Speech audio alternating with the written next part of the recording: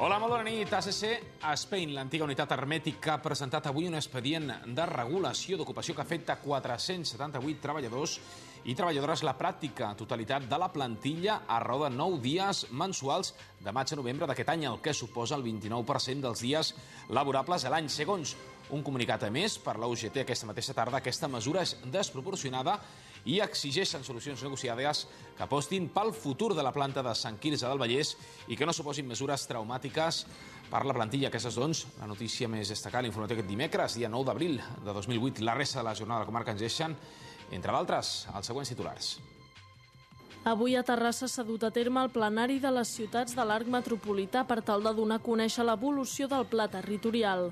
Durant el mes d'abril es duran a terme més sessions informatives pels 164 municipis que formen part de l'arc metropolità i a partir del maig s'obrirà una exposició pública perquè els ciutadans puguin transmetre les seves queixes i suggeriments.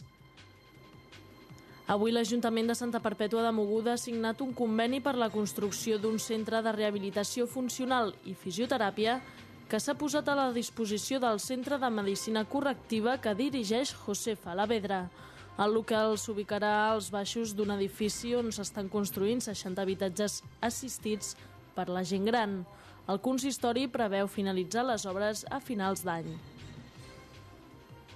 Sabadell acollirà la 14a trobada de corals d'educació secundària. 70 corals provinents de diversos centres de Catalunya, 21 dels quals provenen del Vallès, es trobaran a Fira Sabadell. 3.000 alumnes seran els responsables d'interpretar cançons de tot tipus, des de les més clàssiques fins a pop, passant pels segadors i l'hora dels adeus.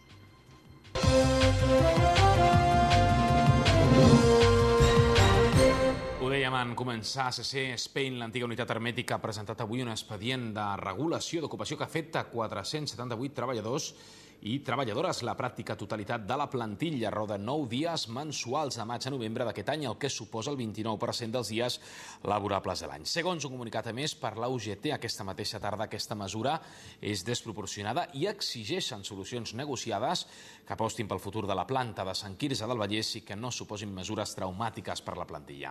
Segons el secretari de la secció sindical de la UGT de Catalunya, ACC Spain, José Leiva, després d'uns dies de rumors arran de la manca de comandes al·legades per la direcció, ahir els van convocar amb un únic ordre del dia. Un punt a l'ordre del dia que s'ha donat a conèixer avui al matí, convocar l'esmentat expedient de suspensió de contracte a la totalitat de la plantilla de producció, 478 treballadors, durant 9 dies al mes entre els mesos de maig a novembre, seria en total 54 dies. Ara el comitè d'empresa, el sindicat, estudiaran amb precaució com pot afectar aquesta mesura a la plantilla, que consideren desproporcionada i unilateral abans d'emprendre cap acció. Ara per ara recolliran la documentació per averiguar la justificació per part de l'empresa a l'hora de presentar l'esmentat expedient per la manca de comandes. Canviem de tema. Aquesta mateixa tarda, els veïns i veïnes de Sant Feliu de Llobregat i de Montcada i Reixac s'han adreçat a la Conselleria de Medi Ambient de la Generalitat de Catalunya a Barcelona per lliurar un recull de signatures en contra de la resolució del govern català que autoritza 2 empreses cimenteres de la zona a cremar residus perillosos. Aquests veïns, representats per la plataforma AireNet de Sant Feliu i la plataforma antiincineració de Montcada i Reixac, han presentat prop de 15.000 signatures amb les que intentaran frenar la crema d'aquests residus. Recordem que l'acte d'aquesta mateixa tarda ha estat principalment simbòlic, ja que l'entrega de signatures i al·legacions es va produir el passat dia 3 d'abril degut a que aspirava al termini màxim per realitzar aquest tràmit. I amb l'acte d'aquesta mateixa tarda també han volgut recordar les autoritats que ja fa un mes que els van enviar una sol·licitud per portar a terme una reunió al voltant d'aquest tema i encara no han tingut resposta. A més, també es queixen que la Generalitat hagi permès a aquestes empreses continuar treballant durant 18 mesos sense les especificacions tècniques i legals necessàries. Lo que no puede ser es que unas ciudades que están tan cerca de unas empresas como son estas cementeras, que son ya contaminantes de sí, nos quieran ahora incinerar unos productos que son altamente peligrosos para la salud de todos los vecinos y vecinas que estamos allí. Aquest matí s'ha dut a terme el plenari de les ciutats anomenades dins de l'arc metropolità, l'Ajuntament de Terrassa, per tal d'informar, entre d'altres, sobre l'evolució del pla territorial. Després d'aquesta reunió, la regidora d'Urbanisme, Carme Labòria, ha fet una valoració molt positiva en la que ha volgut destacar la importància de tenir una bona xarxa ferroviària que comuniqui totes aquestes poblacions sense la necessitat de passar per Barcelona. Durant aquest mes es duran a terme diferents sessions informatives als alcaldes dels 164 municipis implicats en aquest pla i a partir del mes de maig s'obrirà un període d'exposició pública que durarà 3 mesos on els ciutadans podran presentar les seves al·legacions i també els seus suggeriments. Avui s'ha signat a l'Ajuntament de Santa Perpètua de Mogoda el conveni per la construcció d'un centre de rehabilitació funcional i fisioteràpia.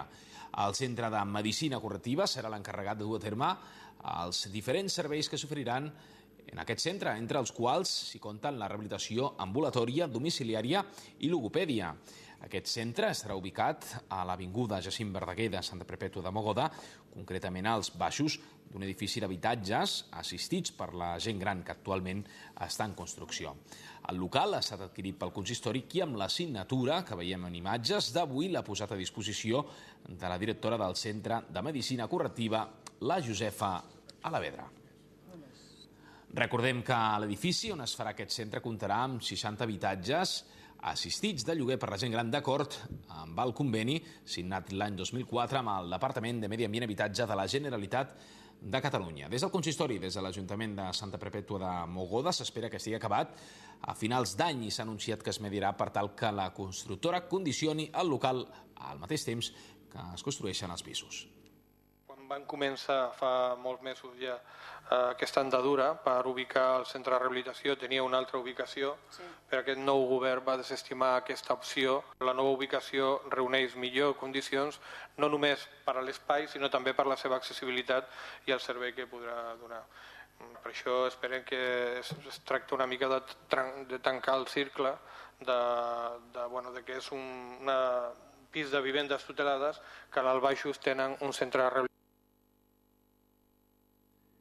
El grup municipal de l'Entesa per Sabadell ha presentat consideracions i al·legacions pel que fa al projecte del gasoducte que es construirà entre Martorell i Figueres.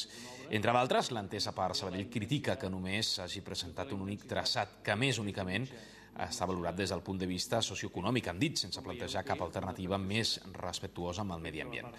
Segons els entesistes, el gasoducte contravé diverses condicions fixades pel sòl no urbanitzable determinades pel Pla General Municipal de Sabadell i falseja l'impacte real que tindrà la seva construcció. Segons l'Entesa per Sabadell d'Obra, no només tindrà efectes en el moment de construcció, sinó que l'afectació serà per sempre, ja que la zona mai més es podrà reposar.